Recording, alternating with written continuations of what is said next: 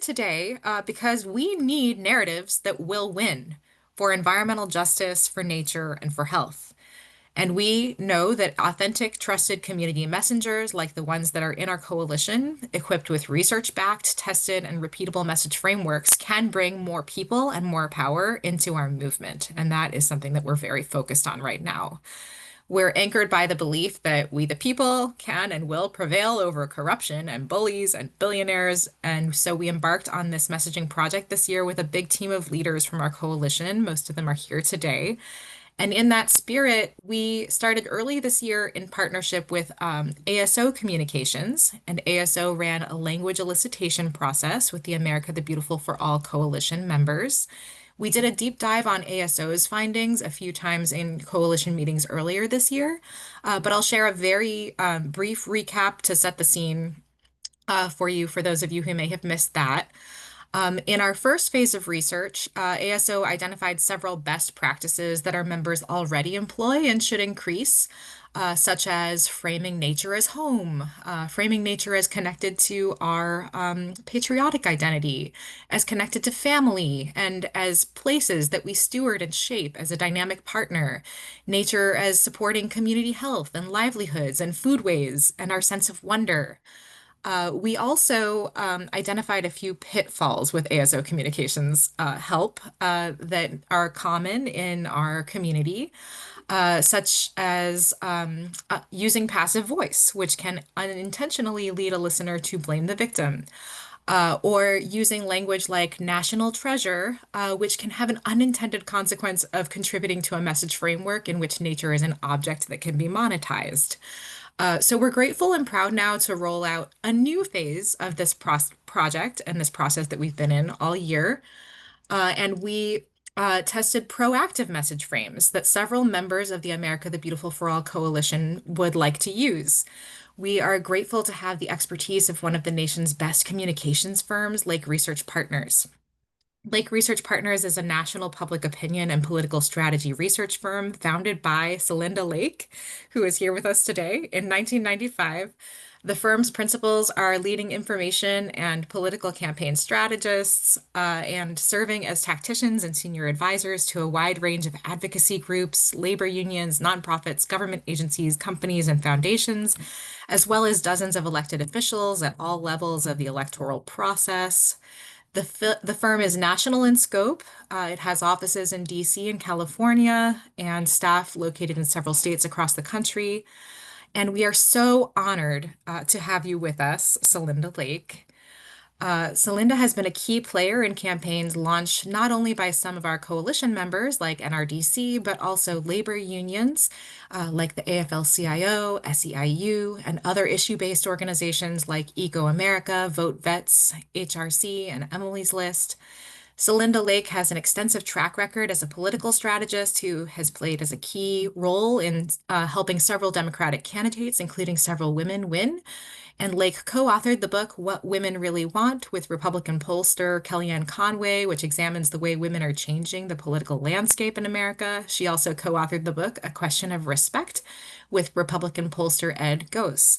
Celinda works with innovative messaging projects that help redefine language on a host of issues, including climate. And we are so excited to have you with us today. Thank you, Celinda. Welcome.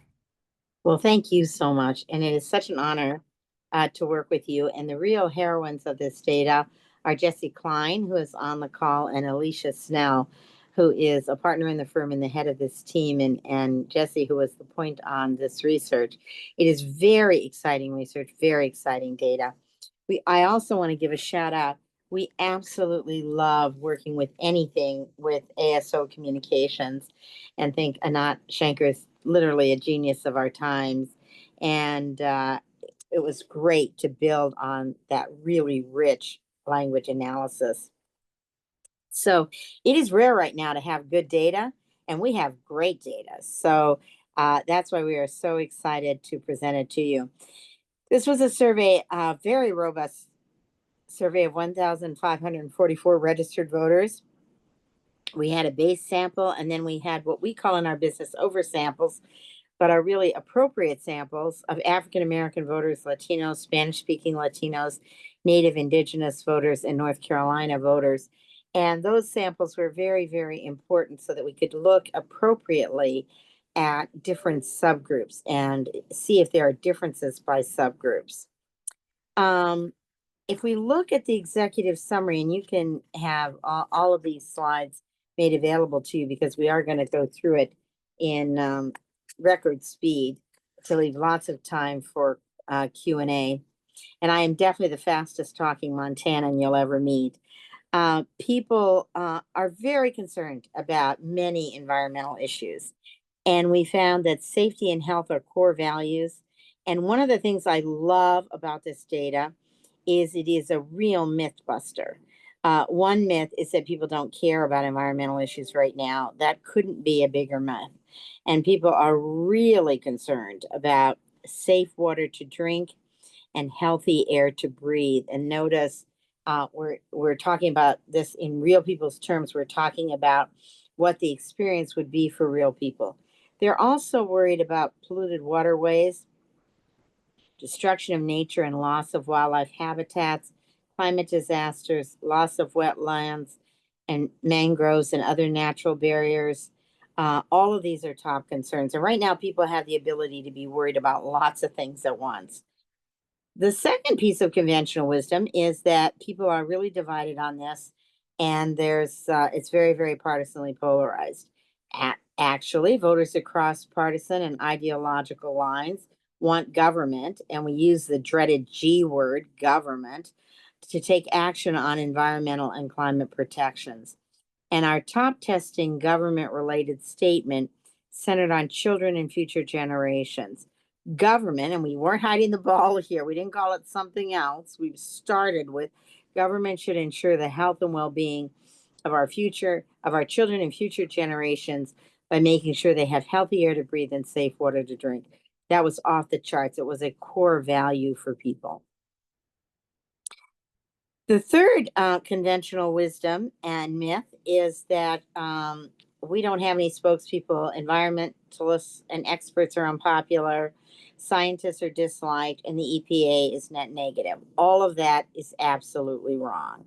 In fact, the most trusted messengers were environmental experts, the Park Service and park rangers, and scientists. Farmers and ag workers were also very popular with people.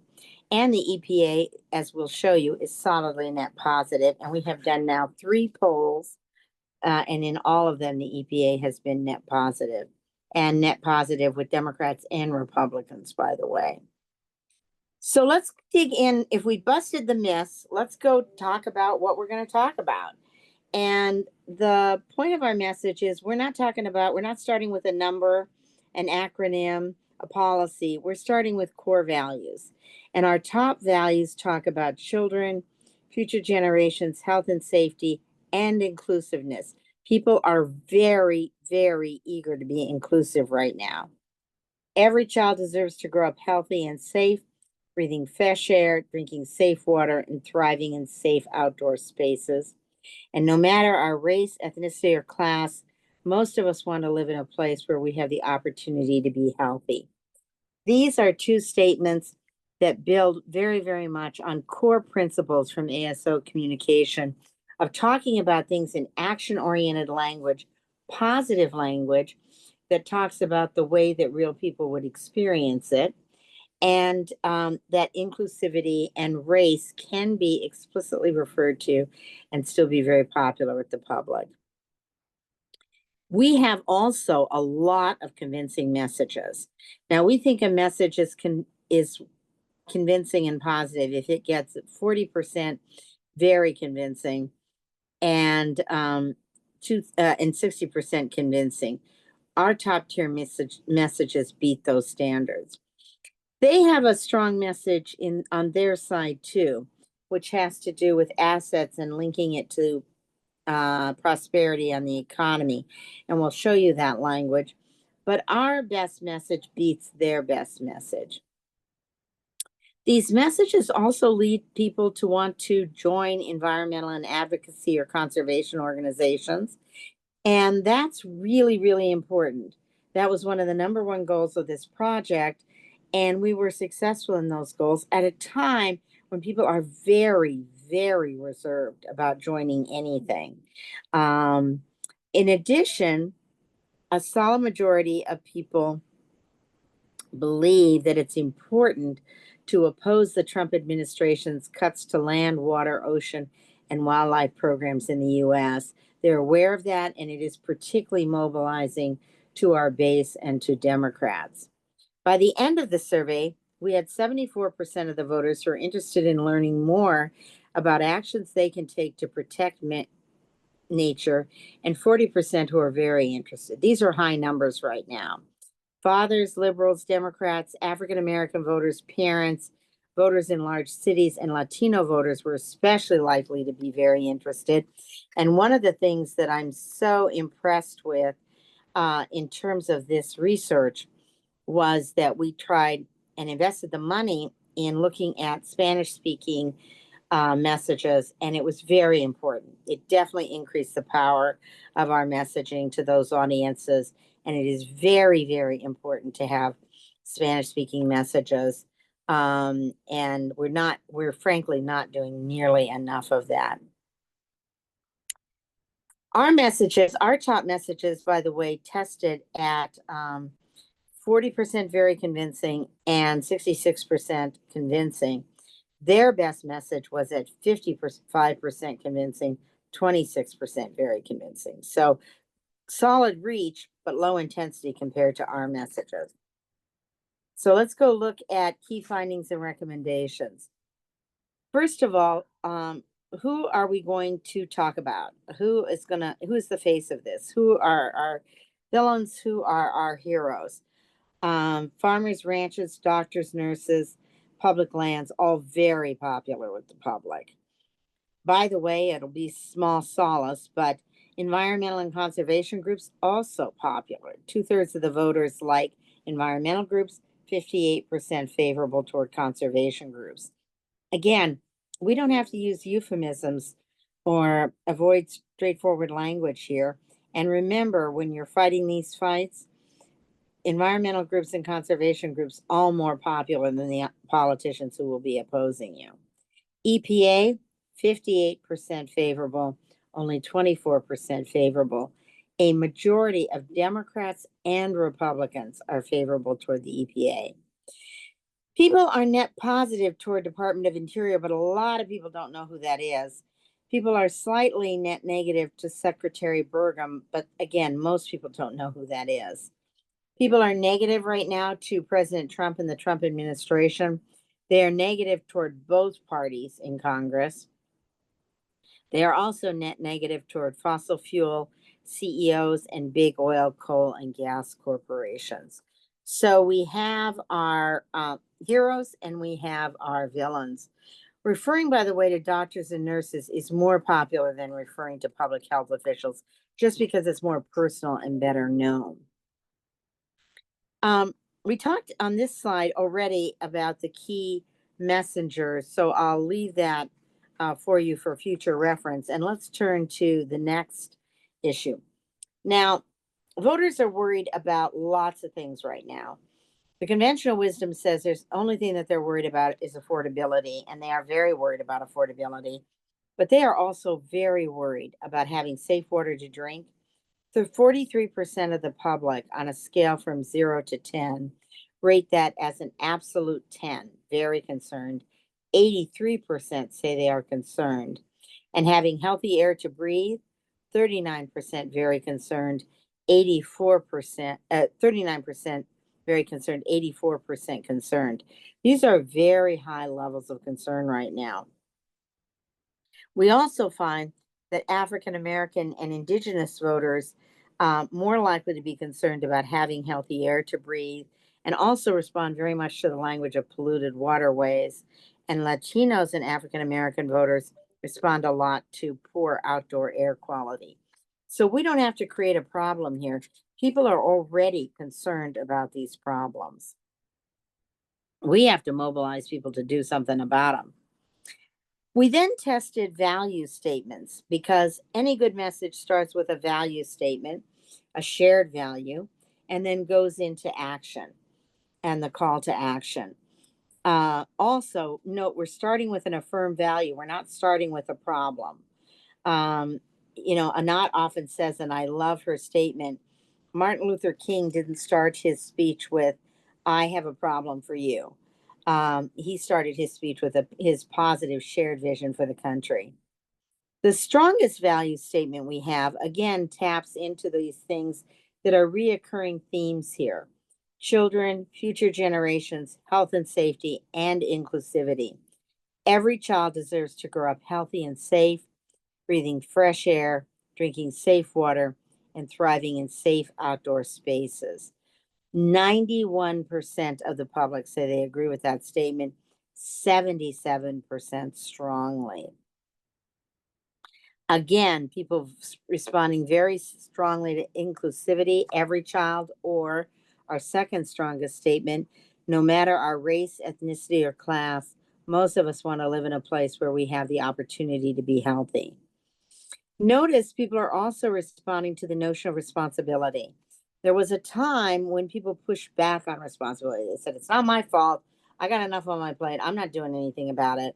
But now people think there is collective responsibility, despite the fact that our dialogue is very much about individuals, individuals, individuals, private, private, private. But we have a responsibility to look out for the health and well being of our children and future generations by making sure they have healthy air to breathe and safe water to drink. Notice how this healthy air to breathe and safe water to drink are constantly coming up in our best messaging. People are constantly picking it. Um,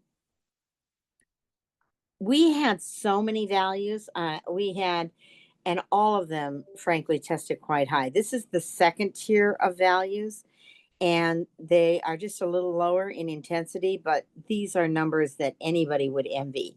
Any issue group would envy, any politician would envy. And they tend to be the ones that deal with nature.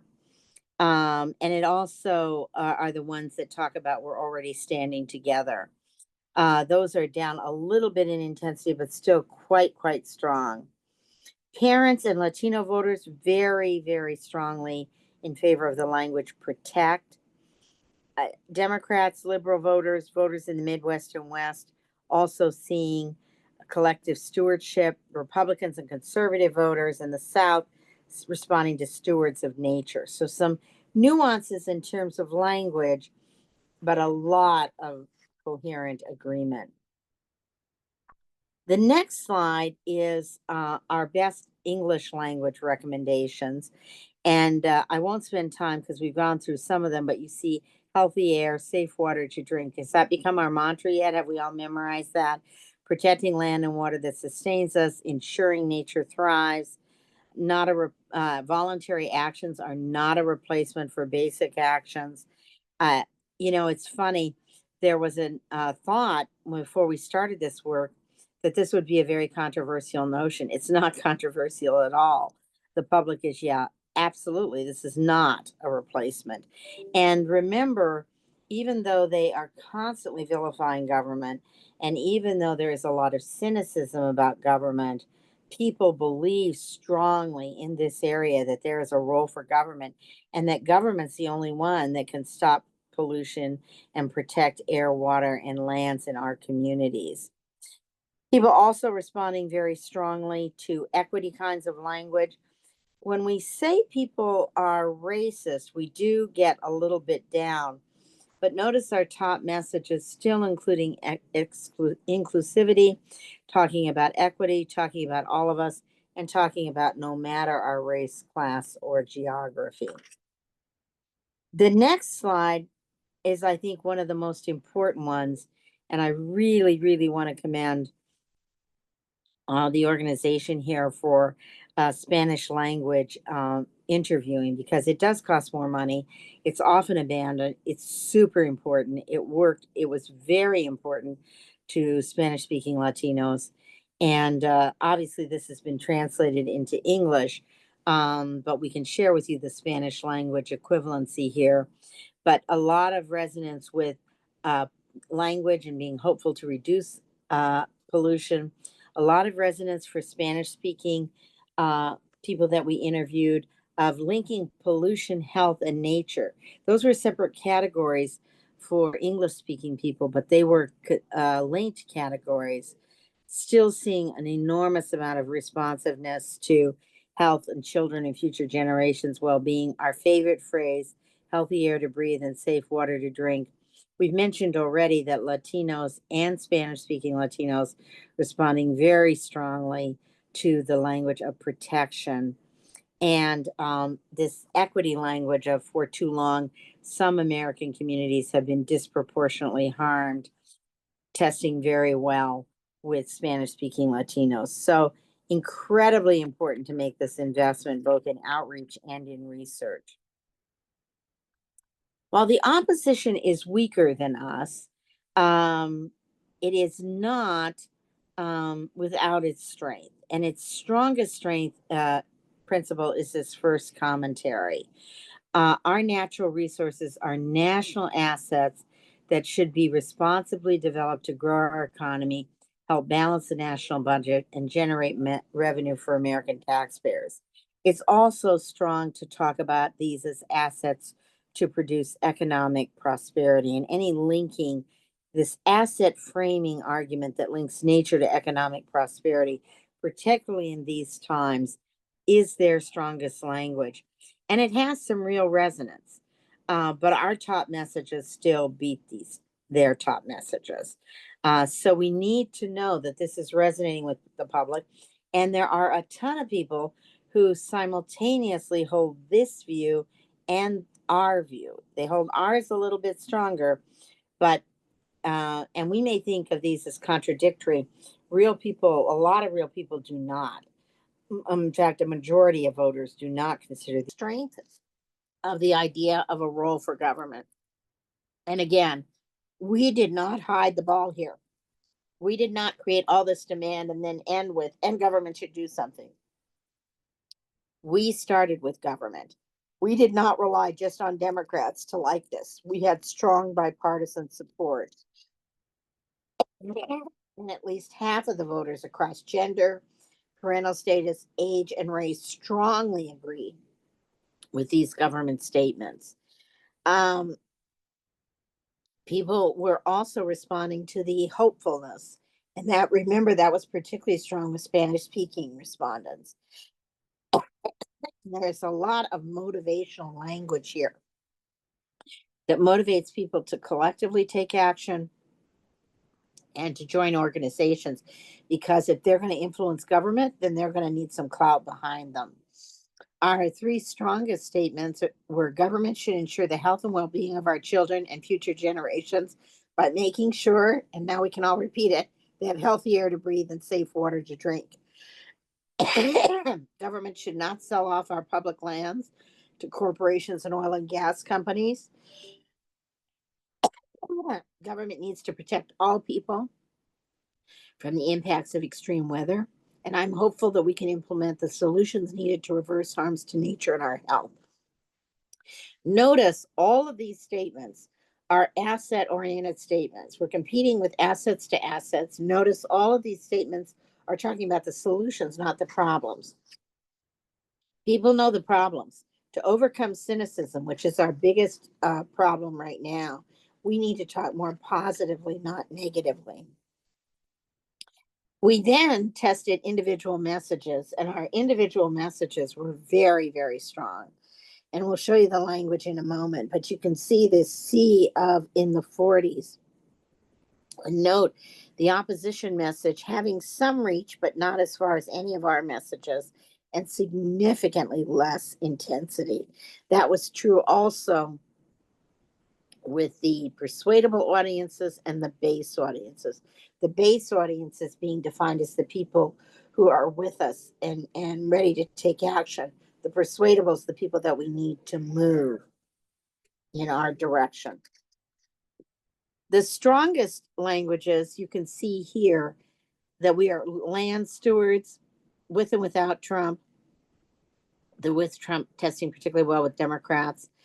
Homeland, and notice homeland defined in terms of children, and connection. Again, inclusivity, connection, talking about the future, talking positively, and talking about all of our responsibilities. Very, very strong messages for people. Our problem is not that we don't have strong messages. Our problem is that we got to be disciplined to settle. We have so many strong messages, we got to settle on repeating just a couple. We didn't just look at convincing, though. We also looked at two other dimensions because we're trying to motivate people to action. And one of the dimensions we looked at was the importance of opposing Trump's actions. And you'll see the three messages emerging again: homeland, land stewards, and connection, making it the most important to oppose Trump's actions. Notice again, we got a ton of messages here that are beating the opposition's asset economic message. Now, it's strong, but it's still, we're beating it. And there is actually some backlash on it among people who hear that message and want to take action opposing the president. And then finally, we asked, how likely are you to take action? The most important variable. You'll notice the intensity is lower here. This is asking a lot right now of people to join organizations. And people worry about what kind of commitment is joining me? What kind of exposure does it mean? Am I protected when I join something? But you'll notice how high these numbers are. We're reaching over half of the people. And we have very high numbers among our base. We have our top four messages are generating 40 to 48% of the voters who say in our base, I want to join an organization having heard this. So we are definitely motivating people. Also at the end, and we mentioned this in the summary, increasing significant interest in taking action. The last slide I'll show you are the two message recommendations. Here are our three best messages: the land steward, the connection, and homeland. We'll put it up while we're dealing with Q&A, but you can see the messages here. And if we turn to the next page, you can see the structure of a winning message. All of the winning messages start with a shared value. And of course, we have unbelievable shared values, particularly when we're talking about future generations and our children in health. Then we name the villain and we highlight what they're doing. They're trying to divide us, to keep us from uniting around these common values. Then we invoke community. And it was very, very strong to invoke families and communities. It was very strong to talk about people who are hardest hit. And interestingly, we found a number of ways to be explicit about bringing in equity and bringing in race and consciousness, just like the race class narrative. And finally, we end with a positive call to action and highlight what government can do.